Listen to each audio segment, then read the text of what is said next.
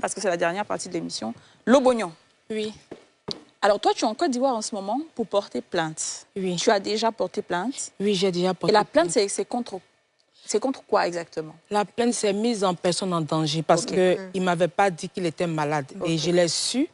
Et donc, avec mes enquêtes, les personnes sur place, avec ses ex-copines, ils disent qu'il était malade. Et il ne dit pas aux femmes qu'il est malade, en fait. Les témoignages que j'ai eus. D'accord, très bien. Et la plainte, ils disent quoi? Que ça peut aboutir à ce qu'on pourra aller le chercher? Bon, comme c'est une procédure judiciaire, je ne peux pas donner d'informations dessus. Mais la plainte est en cours en ce moment. Est-ce qu'il t'a contaminé? Non. Merci. Non. Mais du coup, personnellement, je vous aurais dit que c'est vrai, la justice, c'est une très belle chose. On a une belle justice. Oui. Mais est-ce que vous avez vu le côté mystique aussi? Parce que je pense qu'il y a beaucoup de... La manipulation, de toute façon, c'est un esprit. Quelqu'un qui est très manipulateur, en dehors du fait qu'il soit mystique ou pas, c'est un esprit qui fait que tu arrives à manipuler puis convaincre les personnes. Mais en plus, c'est le genre de personne qui a déjà eu à faire des choses dans le passé et à votre niveau. C'est comme si... C'est-à-dire que tu es enterrée vivante, quelque part. Qu'est-ce que vous avez...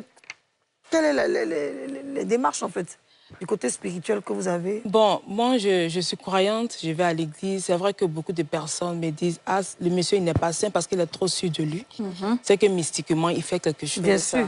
Mais je me dis, le mystique, il faut aussi... Si tu veux rentrer dans le mystique, c'est le plus fort qui gagne, en fait. Donc, comme on dit, c'est le fer qui coupe fer. Et moi, comme je suis en Dieu, je continue de prier parce que c'est vrai qu'il y a eu le jugement, mais Dieu n'a pas conduit son dernier mot. Je suis toujours dans le combat, en fait. Bon, attends, il y a les mes bouts d'oreilles, ça me gêne. Et vous, ma chérie, aujourd'hui, ma chérie. Est-ce qu'aujourd'hui, Attends, tu as encore une relation amoureuse et tout ça, c'est parce que tu voulais te mettre en couple, t'engager avec quelqu'un. Est-ce que c'est encore dans tes projets? Non. Il y a des gens qui m'ont posé cette question, mais pour garder tes biens, tu peux répondre avec lui. Je préfère ma sécurité. Parce que j'ai eu des témoignages sur son ex-femme. Et si on vous dit aujourd'hui que la mort de l'ex-femme de votre mari vient à 100% de son mari, voilà, vraiment, on ne peut pas vivre avec cette personne-là. Parce qu'après, je pense que il a peut-être pu contaminer cette dame, mais on sait très bien que tu peux vivre avec le VIH pendant de très nombreuses années, mais comment il a traité cette femme pour qu'elle arrive à en mourir? Merci. Tu vois? Merci, Kadi, parce qu'il y a eu des témoignages où la dame a été vraiment maltraitée, je dirais. Et cette dame, avant de mourir, elle a même témoigné. Elle a dit tout ce qu'elle a comme situation. Parce que il y a un problème mental aussi. C'est ça, parce qu'en réalité, c'est psychologique. Psychologique. Aujourd'hui, si moi j'ai la force de parler devant vous, c'est parce que je n'ai pas été infectée. Mais si j'étais infectée, malgré ça, il se comportait de la sorte, mais j'allais vite partir. Et les enfants dans tout ça, là, comment ils ont vécu ça avec... Normalement, il est très malin. Il est très malin, donc moi, je fais un travail de nuit et en ce moment, il n'avait pas encore les papiers. Donc lui, il avait son projet. Donc il se collait plus aux enfants.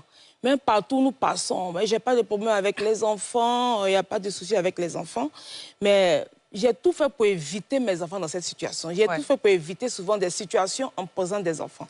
Et aujourd'hui, je préfère payer ce prix-là pour la sécurité de mes enfants et de moi-même. Ma chérie, excuse-moi. Oui, je m'appelle Yasmine Reda. J'essaie, Yasmine. Voilà, je vais te parler de tout mon cœur. Moi, ce que je vois, je ne peux pas dire que je suis voyante, mais je vois aussi.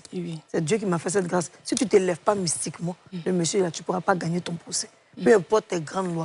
Parce qu'il va t'abattre. Déjà, même l'émission, il va entendre, il sait quelle est la procédure que tu as faite, il va entamer autre chose. Lève-toi. C'est fait qu'il fait. Devant le tribunal spirituel de la loi mystique, tu as le droit, quand quelqu'un te fait du mal, d'aller dire voilà ce qu'il m'a fait. C'est comme quelqu'un qui t'insulte là. Tu peux prendre. C'est pour ça qu'il ne faut pas insulter les gens n'importe comment. On peut prendre juste l'injure pour aller te faire du mal. Donc tu as le droit de te défendre. Tu n'es pas né, tu as 4 enfants. Il faut que tu sois une guerrière, que tu t'élèves et tu le chasses. Il faut que le retour à l'envoyé soit fait correctement, peu importe, que ce soit à l'église. Si c'est à l'église, il faut que tu sois jeune, il faut que tu suives correctement. Si c'est dans le mysticisme, il faut que tu suives les instructions. Mais tu ne peux pas... La prière que tu faisais, mais t'as permis quand même de te marier à lui. La prière t'a permis de rêver de sa femme. La prière t'a permis de te mettre dans un problème. La prière a permis que tes biens soient divisés en deux. Ça veut dire qu'elle n'était pas aussi forte et qu'il n'y avait pas la parole de Dieu, peut-être qui s'appuie. Bref, je ne vais pas rentrer dans ça, mais il faut que tu te lèves. Alors, il ne vit plus avec toi, j'espère. Il ne faut pas t'asseoir et puis ils vont te blaguer. Non, il a été expulsé de la maison parce qu'il était violent. Et c'est là-bas que j'ai appris, puisque quand il a eu les papiers, il était encore à la maison. Je l'ai aidé à avoir du boulot. Et il a commencé à être violent. Il me disait, pour les factures, puisque pour moi, il ne travaillait plus à l'État de Côte d'Ivoire, il n'avait pas les moyens, donc c'est moi qui m'occupais des factures, tout. Et quand il a commencé à travailler, il dit qu'il peut participer, il ne peut pas dépasser la moitié de son salaire pour les factures de la maison.